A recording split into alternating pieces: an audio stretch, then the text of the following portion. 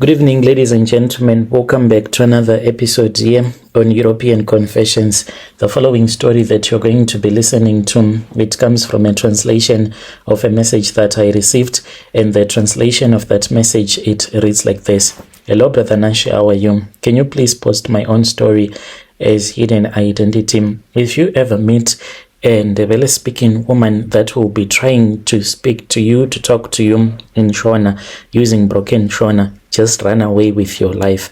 That woman, she is going to finish your money. Let me tell you something about Ndebele women.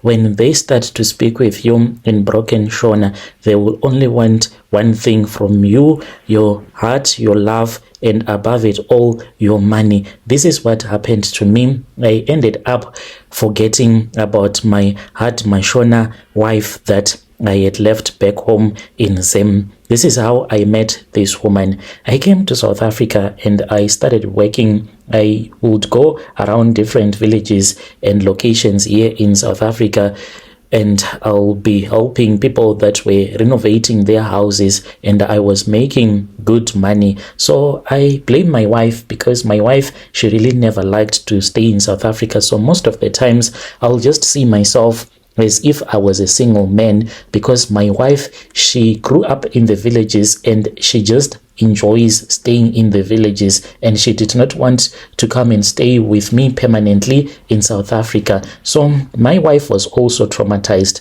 when she came to South Africa the very first time, after I had given Malaicha money to carry her from Zim, since she did not have a passport. So whilst they were on their way traveling from Messina coming to Joburg, that was when they were nearly hijacked by these other people that had guns. So the Malaicha also had guns. They started shooting at each other, and my wife, she was traumatized about that, and this was like her first time ever being in South Africa, and she was always scared. She would come and she would stay with me maybe for only about a month, and the moment that I would have bought groceries for him to return back home, she would quickly return back home, and I would spend maybe 4 months and I would follow her. So this is what we had been doing all the time that I had came to South Africa. I was a good man to her. I was an honest man. I never cheated on my wife. I never saw the need to cheat on my wife, for she was very good and she was faithful to me.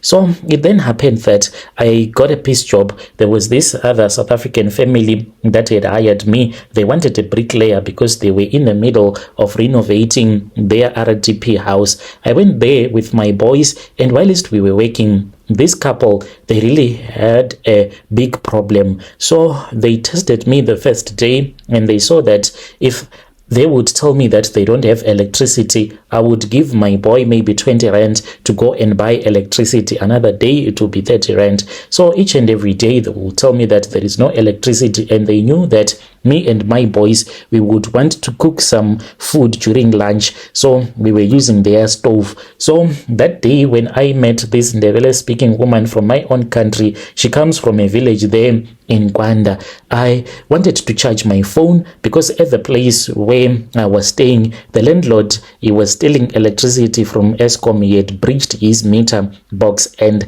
then the Eskom guys came and they cut off the electricity, and we did not have electricity at all. And this man, he was not even giving us like day when he was going to get this electricity fixed. All that he said, that there was too much money that was needed in order for them to come and reconnect him again. So we did not have electricity. That was when I told one of my boys to go next door to ask if they were able to charge my phone. Brother Nashi, that was when I saw that woman, the beautiful yellow bone. I saw her and I said, who is this now? I never thought that she was a Zimbabwean woman. I thought that maybe she was a South African lady. She was really beautiful, and her skin, it was glowing in the sun. She was really yellow and her skin was so smooth. That was when I said, let me just go and see this beauty. I then told my boy to give me back my phone, for I wanted to do this mission on my own. I was not looking forward to propose love to her. All that I just wanted to do was to marvel at her beauty, whilst I was asking her to charge my phone. That is all that I wanted to do. I then went next door and I started to talk with her. The way that she was so beautiful, oh my brother, I forgot even my name at that time. She was hot and she had these very big curves, and as for her behind, it was as if she was carrying the whole country behind her. I said, this is a woman. When we talk about women, this is a woman, not that hard Mashona woman of mine that is there in the village back in Zim. So she started talking to me and she told me that she was also from Zim. The moment that she started to communicate with me, trying to speak Shona, which was very broken, and the Ndebele women, when they speak broken Shona, they are very seductive. They'll make you to forget even your name. So me and her, we started talking. That was when I asked her if it was possible for her to charge my phone. And as she was walking away, I was even blaming myself because I was even scared to ask for her phone numbers. And when she went into her room, that was when she called out for me and she told me that she was having problems. She was unable to charge her phone. And I was like, this was the moment that I have been waiting for. I rushed into her room and she told me that she was unable to charge the phone. Little did I know that this woman, the clever woman, had switched off the electricity at her plug. So I started struggling with the charger, trying to charge my phone, not knowing why the phone was not charging at all, yet it did not even have any problem with the charging system. Oh my God, Brother Nashi, Munjolo is really nice when you have met a beautiful woman. This lady, she came and she was standing right behind me and she was short, so she was leaning over my shoulder, and the way that she was standing right behind me, I could even feel her breast as she was pressing herself against my back. I had to forget even my name at that time, and then that was when I turned around and we started touching, we started kissing. Brother Nashi, she was like complaining and saying that please do not do that, as if she did not want me to touch her. She said, what if people are going to see us? And when she said that she was scared that people were going to see us as we were touching each other, I gave the door a donkey kick and I then took her to her bed.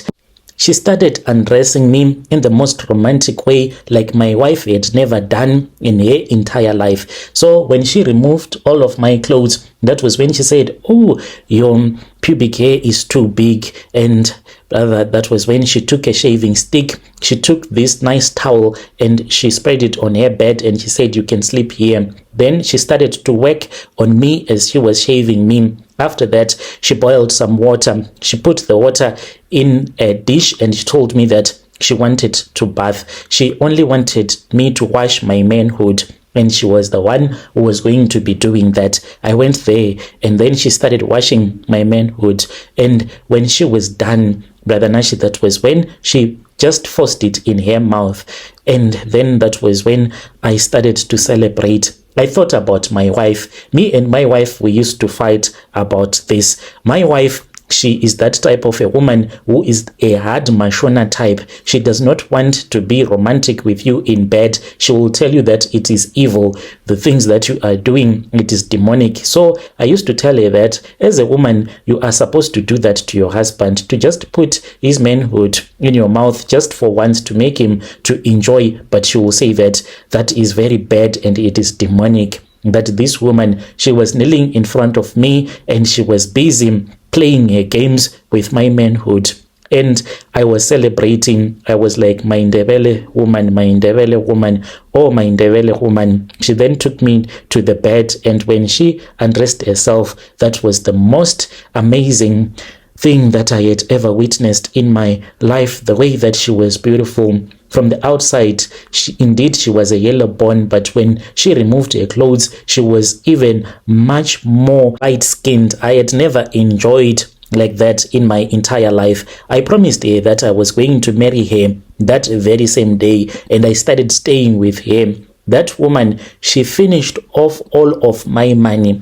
Remember the place where I was working right next door. when they gave me the money after I had finished renovating their house, the only thing that I did with that money, I gave that money to the boys that I was working with, the ones that used to mix the cement for me. And after that, I just gave this woman all of my money. She quickly returned back to Zim. She came back and I would give her money.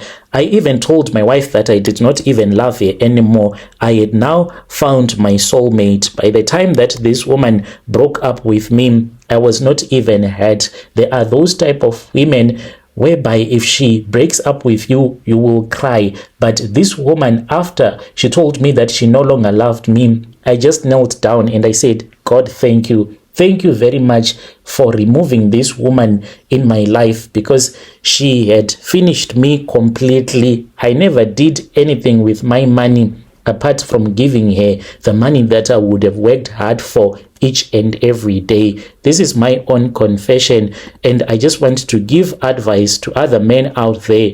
Once you hear a really speaking woman trying to speak with you in your language in broken Shona, then you need to run away. Never even wait for that woman to finish telling you what she wants to say. She will eat all of your money. Dear listeners, right there was a message that was sent to me by one of our brother. Let us talk with him in the comment section. Then there is another message. Our dear brother is asking for advice. The message reads like this. Hello, Brother Nashi, how are you?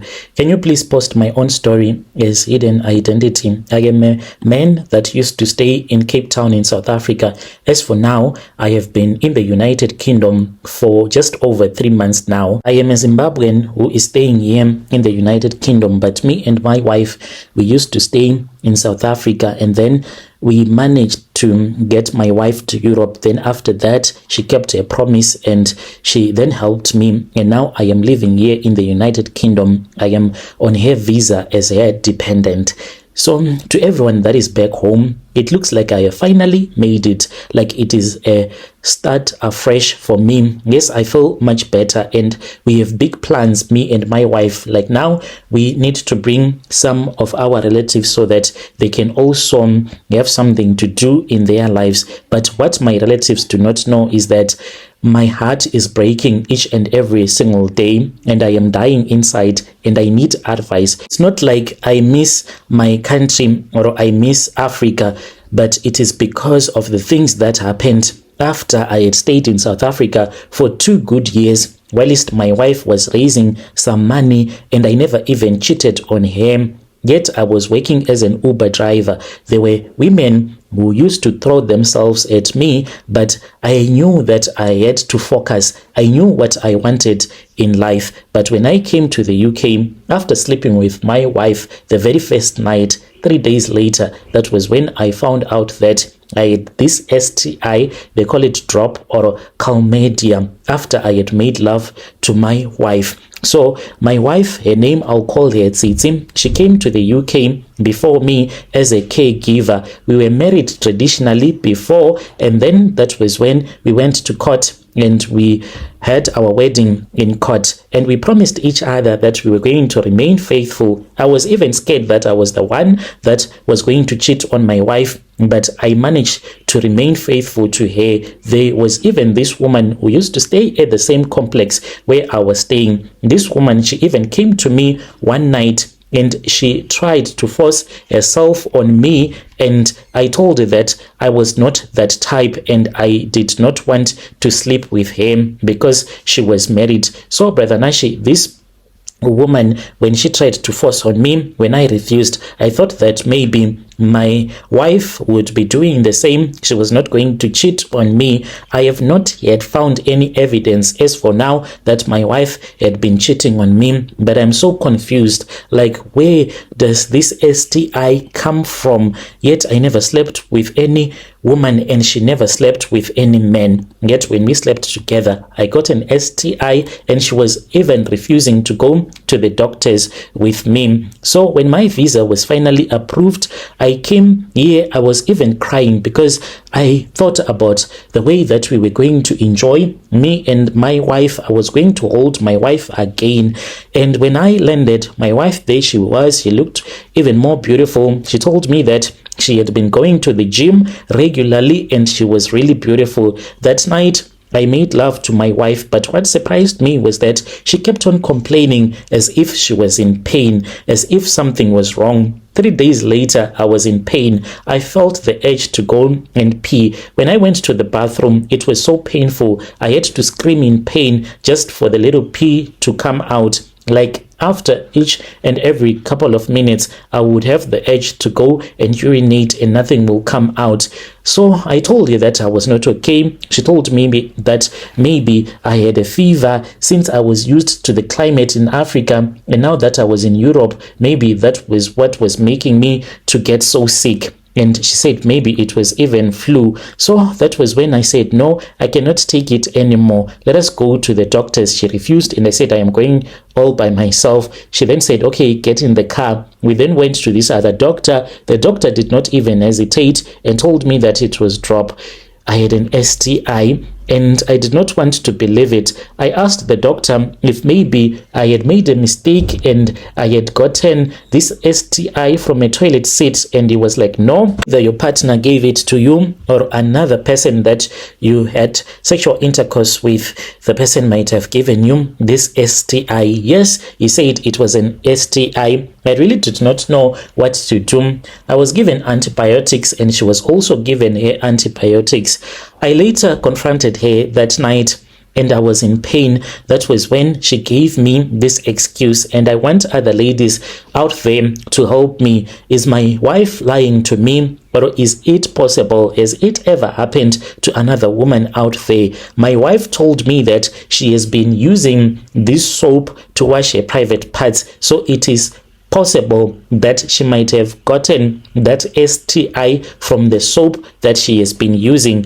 And she said that it is because of her hygiene that made us to have this STI. I really do not know. For the past 2 years, I've been waiting to be with my wife. Now I am with my wife. I got an STI. From where it came from, no one even knows. My wife has been treating me differently, like she is guilty and very defensive at all the times. If she finds me holding a phone, she will grab it from me and she will say, oh, so you think that I am cheating? If I am cheating, let us separate. You think that I am sleeping with another man? And I'll be like, no, I'm not even looking for that in your phone. So she is always defensive with me. I really do not know what is it that I am supposed to do. Sometimes when I try to sleep with my wife, she gets so dry down there. And when I ask her, she'll be like, I am just thinking, what if I give you an STI again because of the soap that I was using? You are going to say that I have cheated on you again. So we have been using lube. When I touch her, she does not respond. There is no romance at all. Dear listeners, right there was a message that was sent to me by one of our brother. Let us try to speak with him in the comment section. Yo.